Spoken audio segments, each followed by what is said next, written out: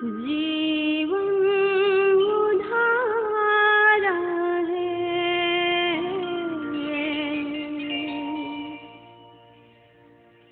बिना गुरु की कृपा पाए नहीं। जीवन उधारा है, बिना गुरु की कृपा पाए नहीं। जीवन उधारा है, बिना गुरु की कृपा पाए नहीं। जीवन उधारा है, बिना गुरु की कृपा पाए।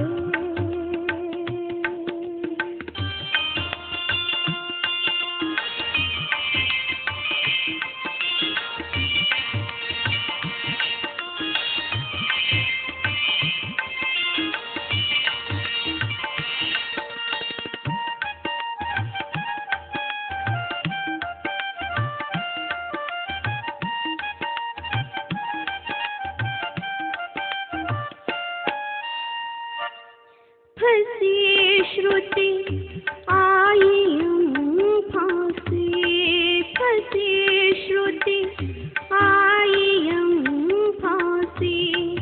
अयन सुधि आपनी नाशे, अयन सुधि आपनी नाशे।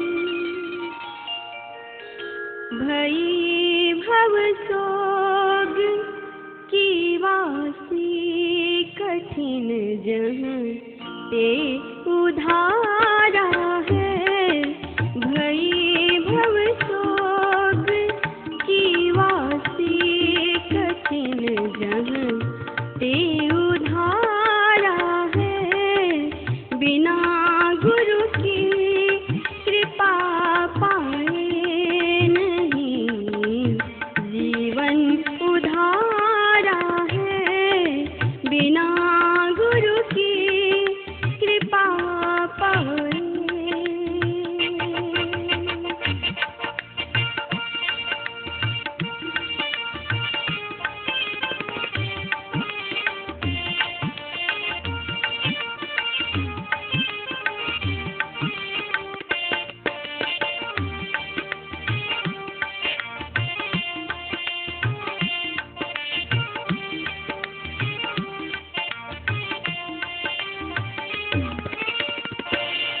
गुरु निज भेद बतलावे, गुरु निज भेद बतलावे।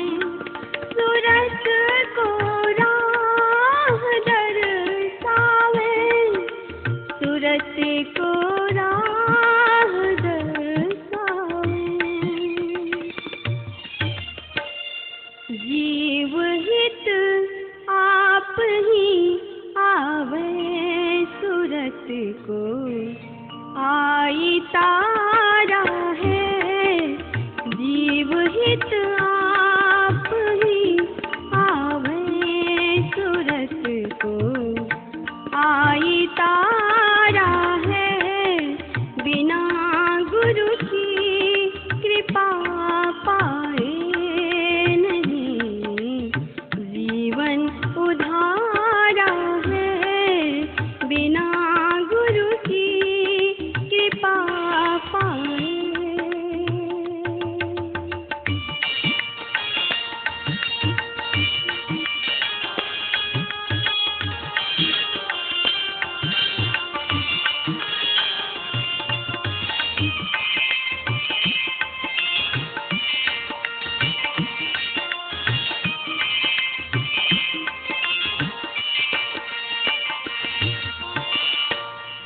गुरु हितु है, गुरु पितु है। गुरु हितु है, गुरु पितु है। गुरु ही जीव के मितु है,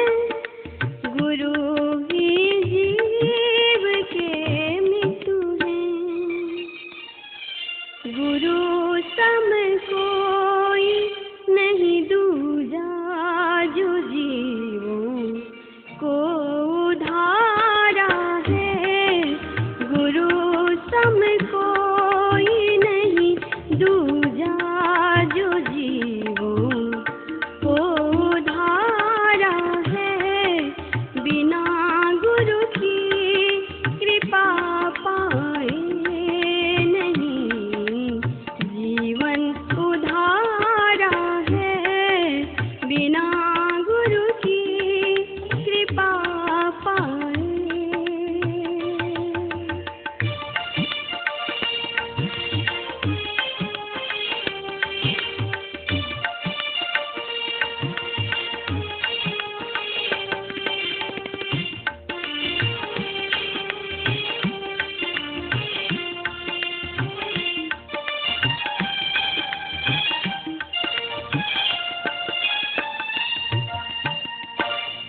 गुरु की नित कर पूजा, गुरु की नित कर पूजा, जगत इंसान नहीं दूजा, जगत इंसान नहीं दूजा,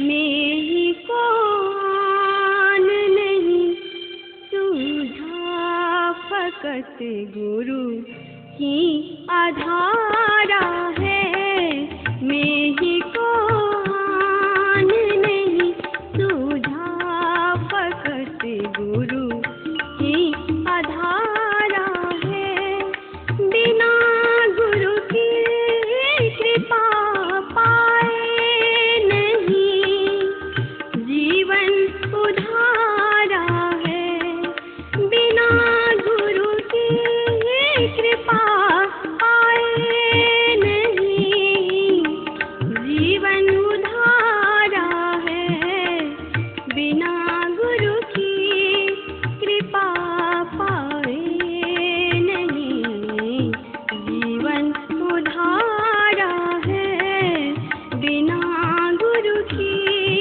कृपा पाए नहीं जीवन उधारा है, बिना गुरु की कृपा पाए।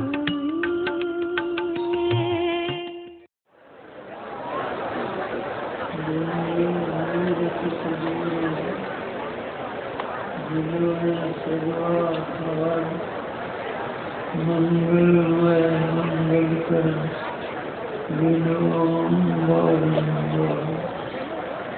धन्य धन्य सद्गुरु शिखर, महिमा कहे न जाए, जो कुछ कहो तुम्हारी कृपा,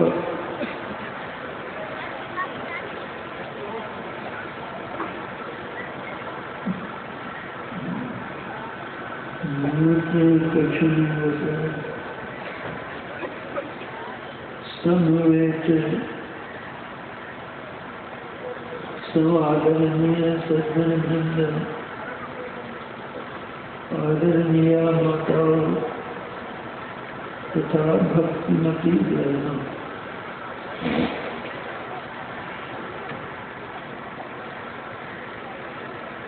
विद्वत जन का कथन है कि बिना कारण के कार्य नहीं होता। आज लाखों की संख्या में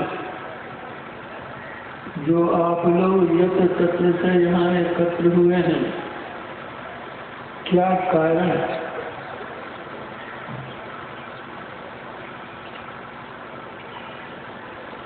मात्र सत्संग के लिए।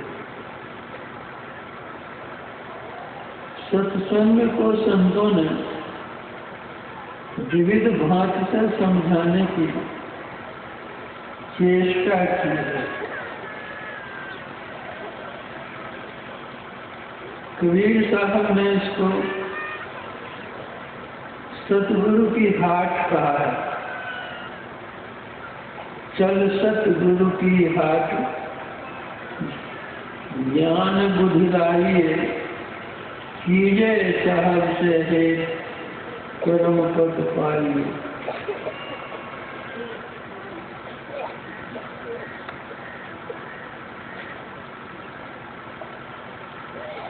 गोस्वामी तुलसीदास जी महाराज सत्संग को सुजन समाज कहा है।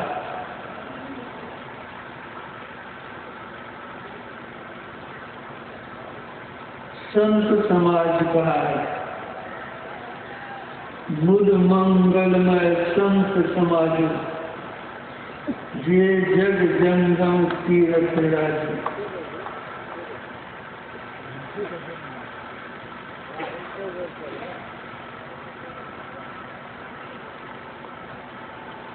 आज जिसको आप लोग अखिल भारतीय संत मत सत्संग कहते हैं, इसका पूर्व नाम साधु मेला था।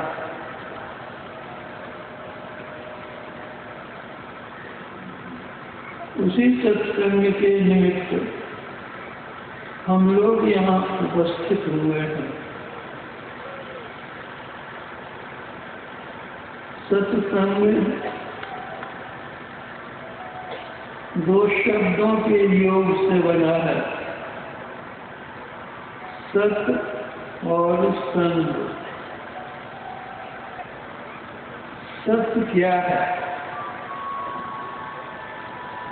सत सोई जो बिन से नाही, अविनाशी तत्व को सत्य कहते हैं, जिसमें किसी प्रकार का परिवर्तन नहीं होता। त्रयकाल अबाधित तत्व को सत्य कहते हैं। वह कौन, क्या? परम प्रभु परमात्मा।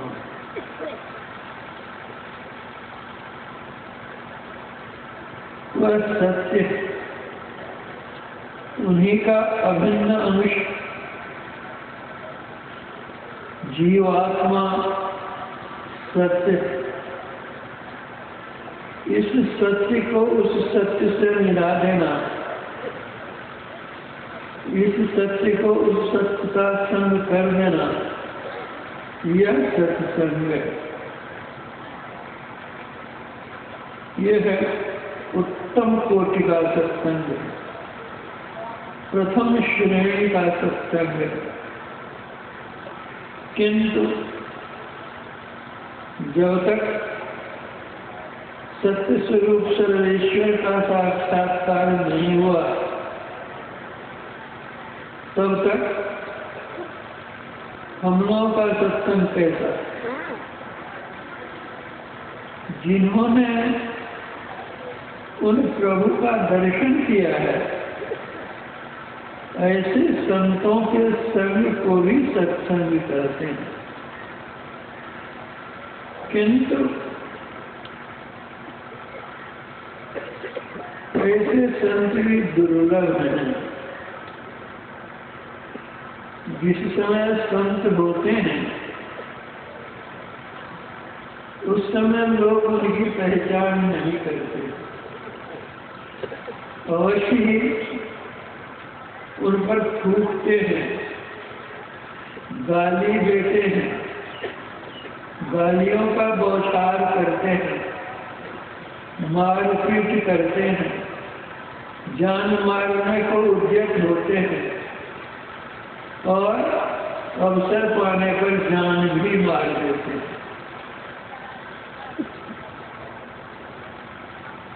और वैसे संत कौन है, इसकी पहचान हमारी आंख में नहीं है। तो फिर उपाय सत्संग का, अगर उस तरह के संत मिल जाए, उनका संग हो जाए, तो यह द्वितीय श्रेणी का सत्संग होगा।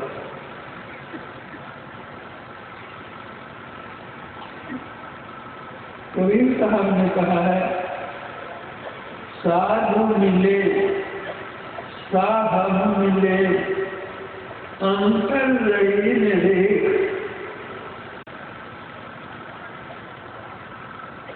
मनसा वाचा कर्मणा साधु साहब एक।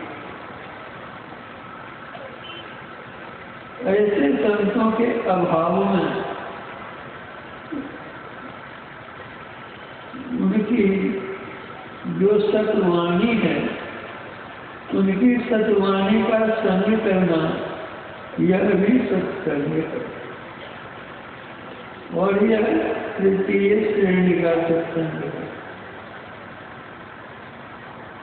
अगर हम लोग निरंतर तृतीय श्रेणी का सत्संग करते रहेंगे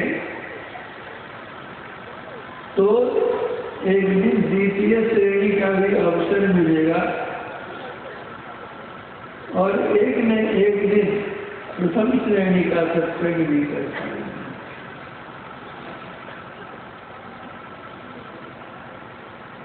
गोस्वामी जी कहते हैं कि बुद्ध मंगल में संत समाजी, संतों के समाज में क्या मिलता है? बुद्ध मंगल, बुद्ध आनंद और कल्याण। हम चाहते क्या? आनंद ही तो चाहते हैं, निरानंद तो नहीं चाहते। कल्याण चाहते हैं और कल्याण नहीं चाहते। अगर हम आनंद चाहते हैं, कल्याण चाहते हैं, तो हमको संतों की संगति करनी चाहिए। यह क्या है? जंगम तीर्थराज।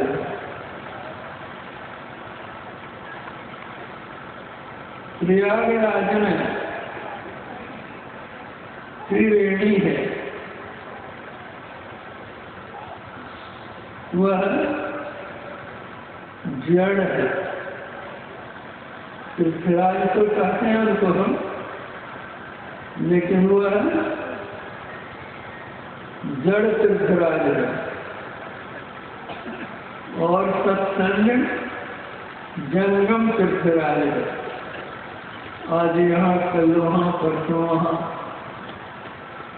घूम घूम करके सत्संग का प्रचार होता है, संतों की वाणियों का प्रचार होता है। यह जंगम तीर्थराज।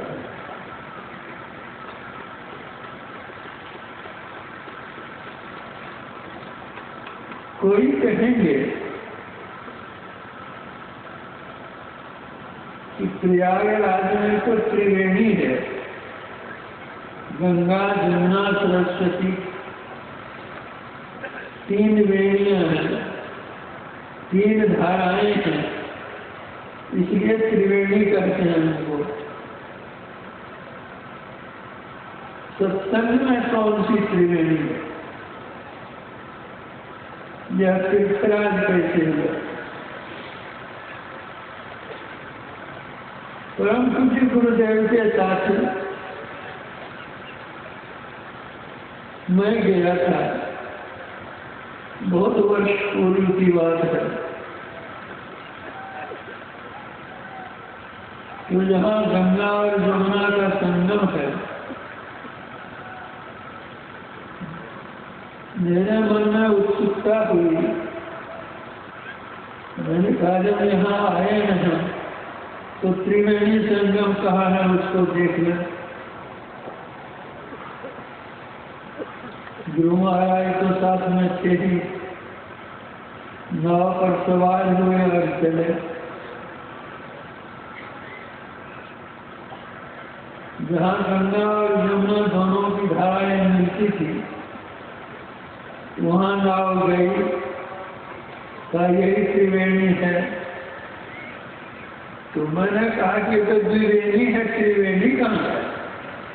गंगा जमुना को तो देखते हैं, और सरस्वती को तो देखते नहीं हैं, तो बताया कि अंतर सलीला है।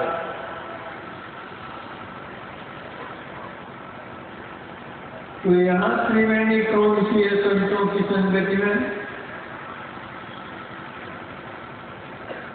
गोसाई तुलसीदास जी इसका उत्तर देते हैं।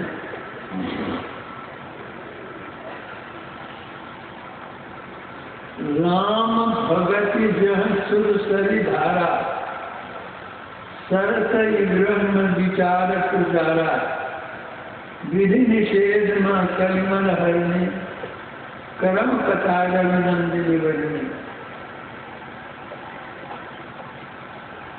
परमात्मा के सगुण रूप की चर्चा जो होती है, राम भक्त की चर्चा जहाँ होती है,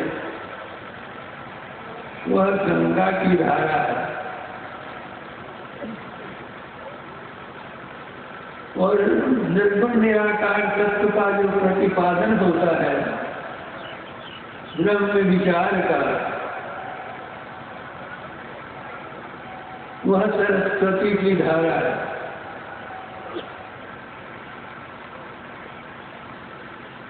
विधि निषेध मन कलिमल हरण, विधि और निषेध की जो चर्चा होती है, विधि क्या है और निषेध क्या है? विधि है एक ईश्वर पर विश्वास करना, उनका पूरा भरोसा रखना, वे अपने अंदर मिलेंगे इसका दृढ़ निश्चय रखना, सत्संग करना, ध्यान करना, गुरु की सेवा करना, ये है पंच विधि। झूठ नहीं बोले, चोरी नहीं करें, नशीली किसी चीज का सेवन नहीं करें, हिंसा नहीं करें, हिंसा नहीं करने के सिलसिले में मांस मछली अंडा वगैरह का भी सेवन नहीं करें, व्यभिचार नहीं करें, इन पंच पापों से बच कर दिए रहे। तो सत्संग रूपी त्रिवेणी में यह है यमुना की धारा।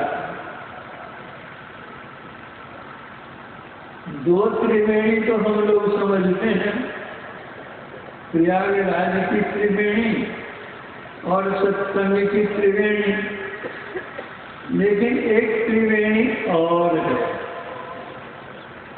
और वह है अपने अंदर में इड़ा, पिंगला और सुषुम्ना, ये तीन नाड़ियां हैं। शास्त्र कहता है इड़ा भगवती गंगा, पिंगला यमुना नदी, इड़ा पिंगलयोर मध्य सुषुम्ना च सरस्वती। इड़ा नाड़ी जो है उसको भगवती गंगा कहा गया है, पिंगला को यमुना नदी, दोनों के मध्य में जो सुषुम्ना था वह सरस्वती। हमारे गुरुदेव ने सत्संग को दो भागों में विभक्त किया है। उन्होंने बताया नित्य सत्संगत करो बनाई, अंतर बाहर द्वय विधि भाई, धर्म कथा बाहर सत्संगा, अंतर सत्संग ध्यान अभंगा।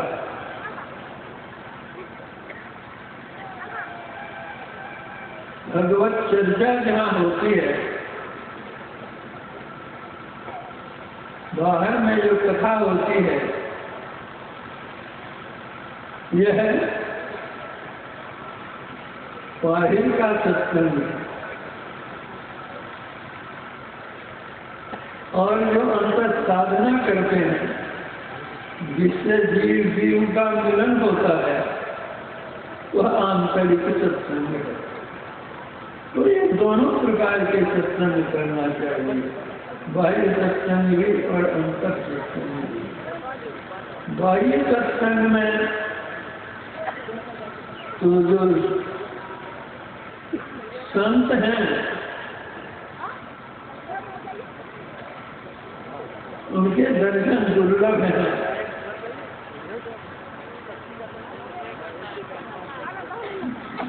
दर्शन होने पर भी हम उनकी पहचान नहीं कर सकते।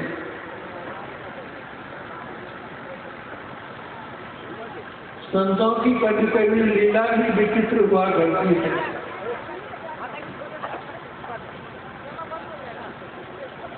संत दादू दयाल जी महाराज ने कहा है, संतन की गति गोई, दादू जाने ना कोई। जो संत हो चुके हैं, जो वर्तमान में नहीं है, पुस्तकों में उनकी चर्चा हम सुनते हैं, पढ़ते हैं, लेकिन जो हम लोगों के गुरु महाराज थे, उनको तो हम लोगों ने अपनी आंखों देखी।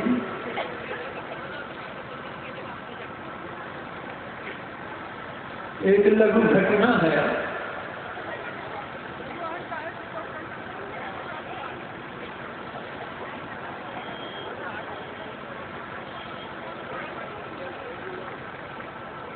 गुरु महाराज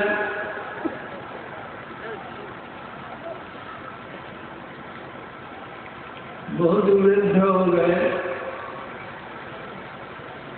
चल फिर नहीं सकते थे। घूमने की आदत उनको दोनों समय थी, सुबह शाम। तो व्हील चेयर पर वे घुमा करते थे। वे व्हील चेयर पर शाम के समय में जा रहे। सत्संग आश्रम में एक चबूतरा है जिस पर 2 ताल वृक्ष हैं। गुरु महाराज का व्हील चेयर जो वहां पर पहुंचा, साथ में भी पीछे में बहुत लोग थे, व्हील चेयर जा रहा।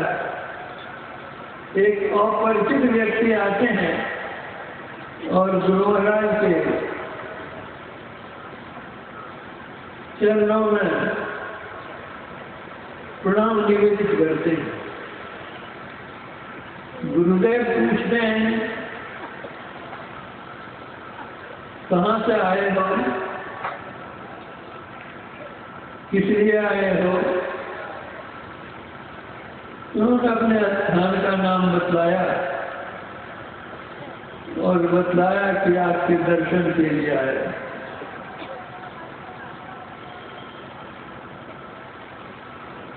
गुरु महाराज बोले, अजी इसको बांध दो। और जितने उनके साथ में लोग थे,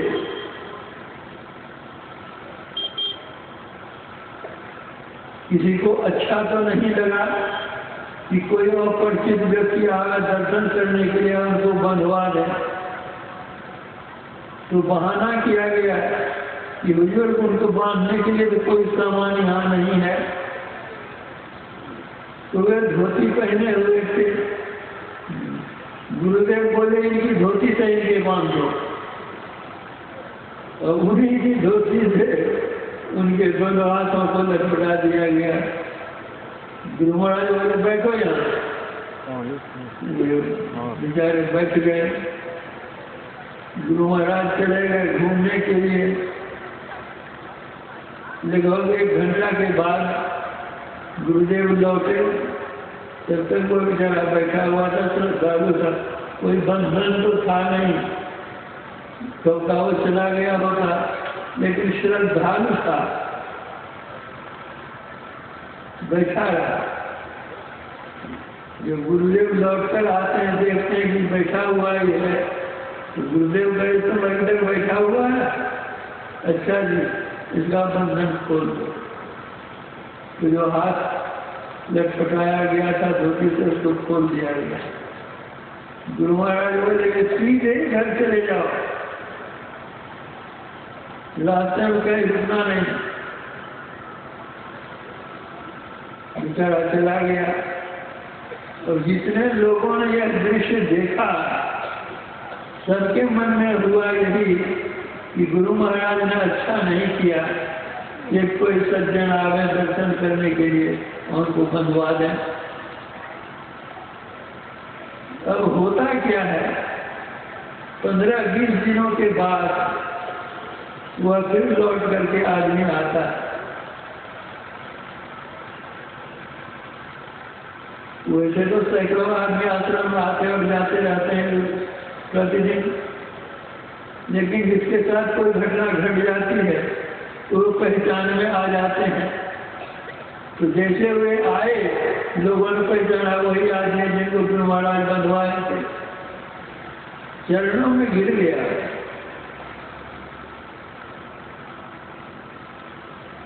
और कहा कि गुरुदेव ने मेरा उद्धार कर दिया, हुजूर मेरा कोई अपराध नहीं था, झूठा इल्जाम लगाया गया था, मुझे 3 महीने की सजा होती। लोगों ने कहा कि अरे हाकिम को घूस दे दो, सजा से मुक्त हो जाओ। तो मैंने सोचा कि ये हाकिम को जितना हम देंगे हमारे दुश्मन को मालूम होगा, वो हमसे बेसी दे देगा, मेरा दिया हुआ किसी काम का दिया होगा।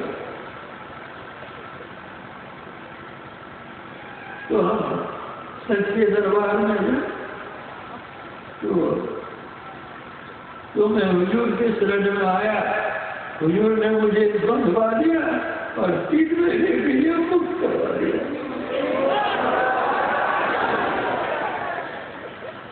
तो संत की गति गोई, संत की पहचान नहीं होती है तो संत वाणी का हम लोग संत करें।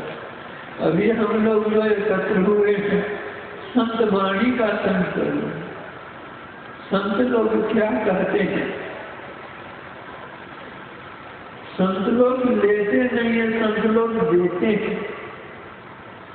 साचो उपदेश देते, भली भली सीख देते, समता सुबुद्धि देते, कुमति खरतु है,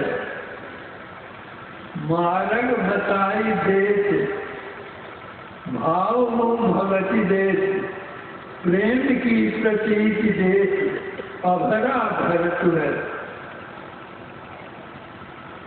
ज्ञान देत ध्यान देत, आत्म विचार देत, ब्रह्म को बताए देत, ब्रह्म न चरतु है, सुंदर कहत जग संत कछु लेत नाई, निस्दिन संत जन दे वो ही करत है। जो संत होते हैं वो लेने के लिए नहीं आते हैं, देने के लिए आते हैं। लेकिन हम ही लोग अब आगे हैं कि हम लोग ले नहीं पाते, उनकी कृपा बराबर रहती है लेकिन उन कृपा को भी हम नहीं ले पाते।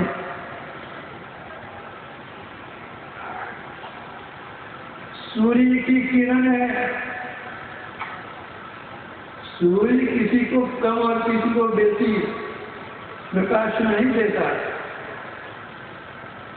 लेकिन सूर्य की किरण जब मिट्टी पर पड़ती है तब उसका रूप देखिए कैसा होता है, और वही किरण जब पानी पर पड़ती है तो देखिए कैसा होता है, और वही किरण जब कांच पर पड़ती है तो देखिए उसमें कैसी चमक होती है।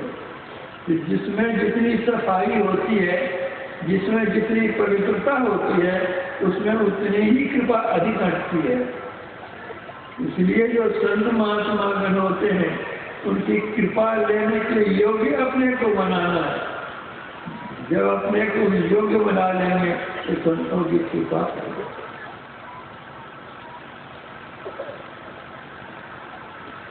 लेकिन संतों का चरित्र साधु चरित्र शुभ चरित्र कपासु निरस विषय गुणमय फल जासु।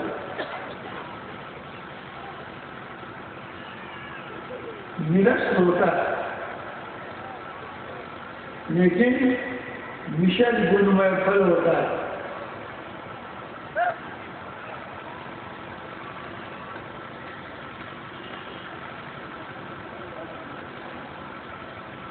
सत्संगत मुद मंगल मूला स्वैसव जिसम साधन खुला सभी आनंदों का देने वाला सत्संग। सत सुध रही सत्संगति पाई पारस परस कुधातु सुहाई।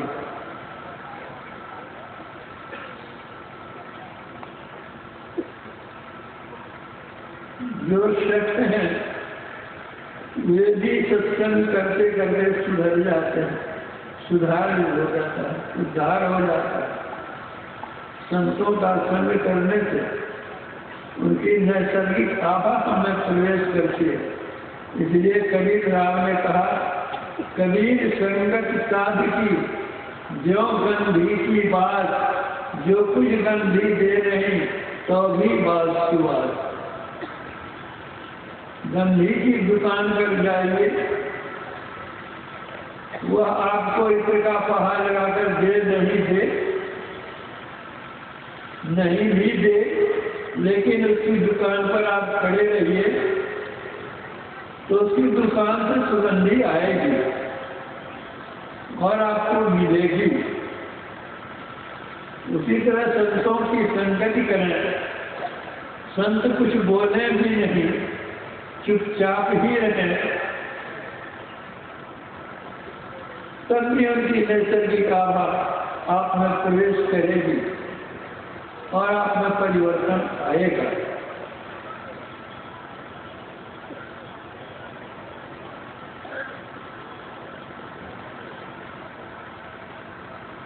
जिस समय महात्मा सुकरात थे, उसी समय में एक बहुत बड़े पंडित अरस्तु नाम के, अरस्तु जानते थे कि सुकरात महात्मा है, जाना चाहिए उनके पास, कुछ लेना चाहिए।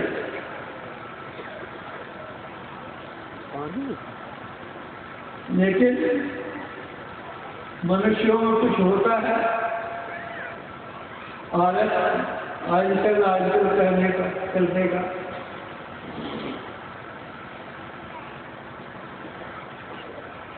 होते होते सुकरात के ऊपर इल्जाम लगाया गया कि लोगों को ये बहकावे में मिल जाते हैं, बहकाते हैं, पथभ्रष्ट करते हैं।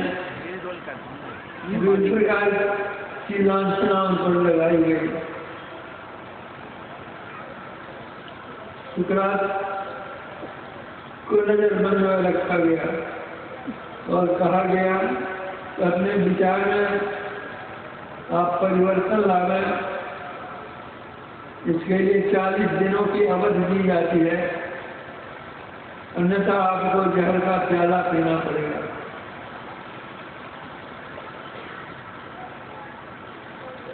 लेकिन महात्मा अपने विचार में परिवर्तन कहाँ ला सकते थे, डटे रहे। तो अरस्तु को मालूम हुआ कि जैसे उनकी अवधि 40 दिनों की है, अगर हम बीच में नहीं गए तो पश्चात जीवन भर रह जाएगा। समय निकाल करके वे गए। सुकरात ने पूछा कि कहाँ आए। उनके पास जाने के पहले उन्होंने बहुत सारे प्रश्न लिख करके रखे थे, ये पूछूंगा, ये पूछूंगा, ये पूछूंगा।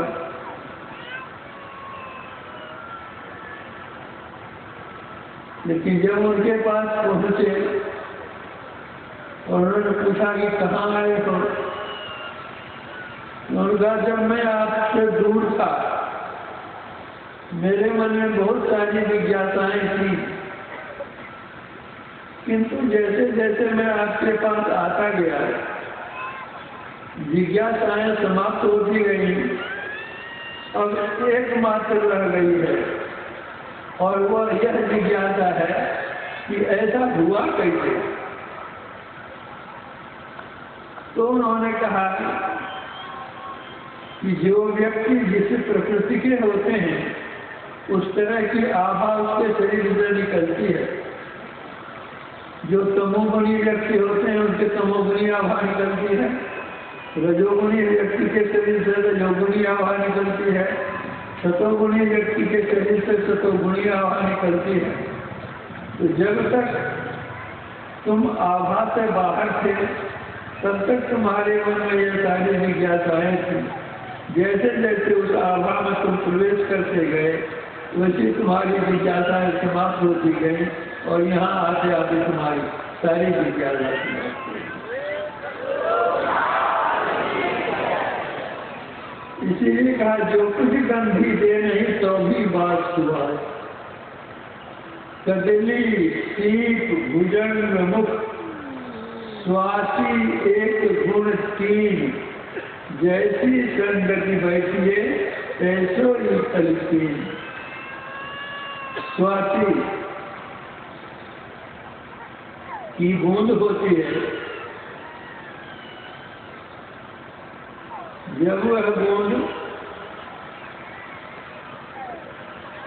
बांस पर पड़ती है वहां मन सुलोचन हो जाता है। जब केले में पजली वह बूंद पड़ती है वहां उसका रूप कुछ और हो जाता है।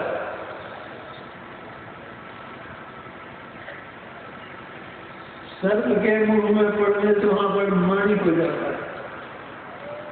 इस तरह कदली सीप भुजंग सांप के मुंह में पड़ने से वहां मणि हो जाता है।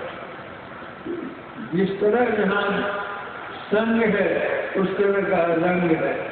बूंद तो एक ही है लेकिन भिन्न भिन्न संग के संग हो जाता है। मकरध्वज एक दवाई होती है लेकिन उसको अगर तुलसी के रस में लीजिए उसका गुण कुछ अलग होता है, घी के साथ लीजिए तो उसका गुण कुछ अलग होता है, मिश्री के साथ लीजिए तो उसका गुण कुछ अलग होता है, शहद के साथ लीजिए तो उसका गुण कुछ अलग होता है। दवाई तो एक ही है लेकिन जो अनुपान हुआ अनुपान भेद से गुण भेद हो गया। उसी तरह यह जीव तो एक ही है लेकिन जिस तरह की संगति करता है उस तरह का रंग लग जाता है। इसलिए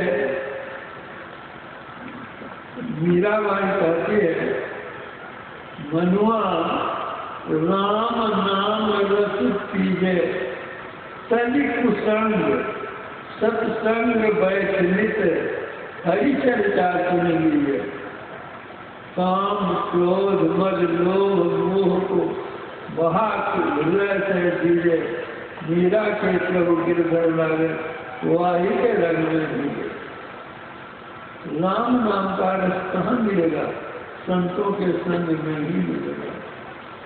मनुआ राम नाम रस पीजिए सभी कुसंग, कुसंग को छोड़ो और सत्संग में बैठने, नित्य सत्संग में बैठो। वहाँ क्या होगा?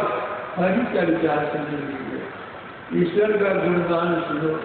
ईश्वर का गुणगान सुनते सुनते क्या हो जाएगा? एक दिन ईश्वर मैं हो जाऊंगी। हम लोग जब देखते हैं कि ये वकील साहब है, तो क्या याद आती है? वकील साहब को देखने से कचहरी याद आती है, मुकदमा याद आता है, गवाही की याद आती है, इन सब बातों की याद आती है। और जब डॉक्टर को देखते हैं तो बीमारी की याद आती है, अस्पताल की याद आती है, दवाई की याद आती है। जब मौला को देखते हैं तो उनके देखने से मस्जिद और कुरान की बात याद आती है। जब पंडित को देखते हैं तो मंदिर और कुरान की बात याद आती है। और जब हम संतों को देखते हैं तो क्या याद आती है? तो कबीर साहब कहते हैं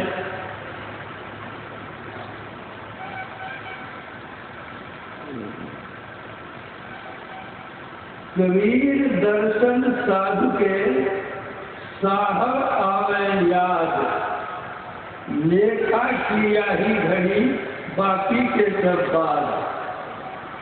जब साधु संतों के दर्शन होते हैं तो प्रभु की याद आती है। क्यों?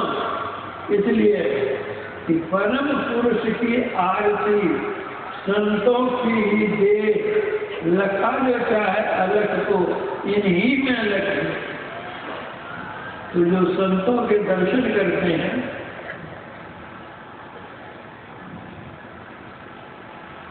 यही तरस परस समागमादिक पाप राशि न चाहिए। संतों के दर्शन करने से, स्पर्शन करने से, समागम करने से पाप राशि। तो कबीर साहब कहते हैं कि साहब आ गए याद, परमात्मा की याद आती। जिसको परमात्मा की याद आवे उसके जैसा स्वभाव किसको। इसलिए सभी संतों ने ईश्वर से कहा है, यह संतों का संग करो, संतों की संगति करो, सत्संगत मंगल मिला। सभी आनंदों का देने वाला सत्संग है।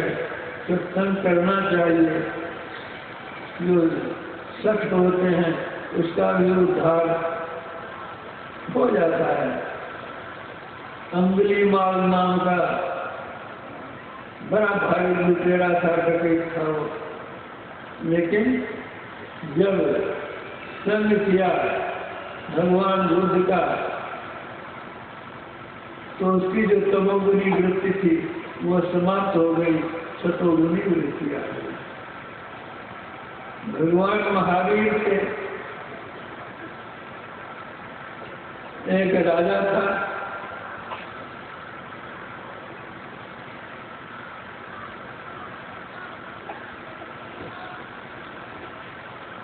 कहानी लंबी है, नहीं जाऊंगा कहानी की ओर।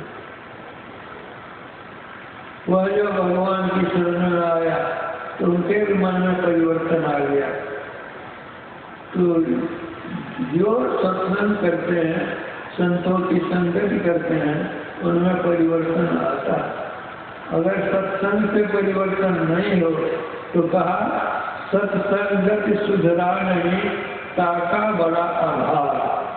तो सत्संग करने से भावी जगता है, और सत्संग करने पर भी जिसका परिवर्तन नहीं आया उसके समान अभाव कौन हो सकता है। इसलिए नित्य प्रति सत्संग कर ले प्यारा, तेरा कार्य करे सारा। जो कोई सत्संग करते हैं तो कहते हैं उनका कार्य करे सारा, उनके सभी कार्य करते हैं। यह लोक भी बनता है और परलोक भी बनता है। एक वीडियो साहब आए थे मेरे पास, मुसलमान साहब थे। तो मैंने उनसे पूछा कि आप पंचभक्ति नमाज अदा करते हैं? तो उन्होंने कहा कि मुझे फुर्सत कहा, जन सेवा में करता हूँ और इस सेवा से बढ़कर के और हो ही क्या सकता है। मैंने फिर पूछा कि आप कुरान शरीफ पढ़ते हैं? हाँ, मौके के दिनों, फुर्सत के दिनों में कभी पढ़ लेता हूँ। तो मैंने पूछा कुरान शरीफ में सबसे बड़ा किसको लिखा है? उन्होंने बताया कुरान शरीफ में सबसे बड़ा अल्लाह ताला को लिखा है। तो मैंने कहा जब सबसे बड़ा अल्लाह ताला है तो अल्लाह ताला की खिदमत सबसे बड़ी होगी कि जन सेवा बड़ी होगी? तो उनका अल्लाह ताला की, उनका आप तो कहते जन सेवा हम करते हैं, इससे बढ़कर के और क्या हो सकती है सेवा? और इसे हो ही क्या सकता है बड़ा? तो देखिए आप मेरे पास आए हैं तो मैं आपको कहूँगा कि आप नमाज पढ़िए।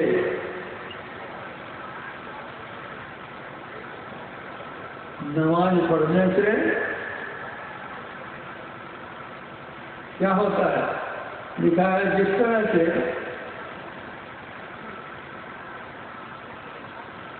कोई बांस टेढ़ा हो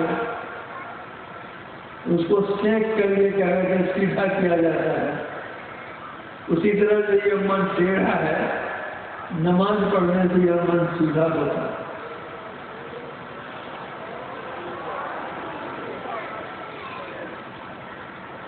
तो नमाज पढ़िए और आपका जो काम है जन सेवा और जन सेवा भी कीजिए, इससे आपका यह लोग भी बनेगा और परलोक भी बनेगा, दीन दुनिया दोनों आपका दुरुस्त हो जाएगा। उन्होंने स्वीकार किया कि बाबा अच्छा अब से मैं नमाज पढ़ूंगा। जो नमाज नहीं पढ़ते थे उनको जो मैंने समझाया तो उन्होंने स्वीकार कर लिया कि अब से नमाज पढ़ूंगा।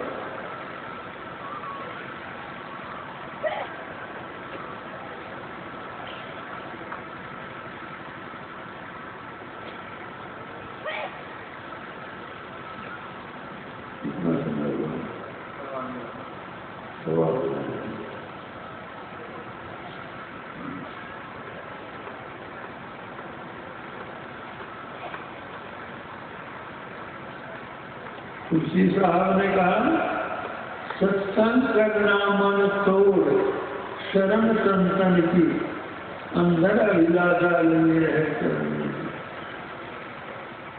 संसार की ओर से मन को तोड़ो और सत्संग में मन को जोड़ो तो एक न एक दिन प्रभु मिलेंगे और जीवन सफल होगा, कल्याणमय होगा, यह लोक और परलोक दोनों सुखमय होगा। इतना कर करके मैं अपने प्रवचन में विराम देता हूँ और लोगों को बहुत बहुत धन्यवाद देता हूँ। बोलिए प्रेम से सद्गुरु महाराज की जय, सद्गुरु महाराज की जय, सद्गुरु महाराज की जय।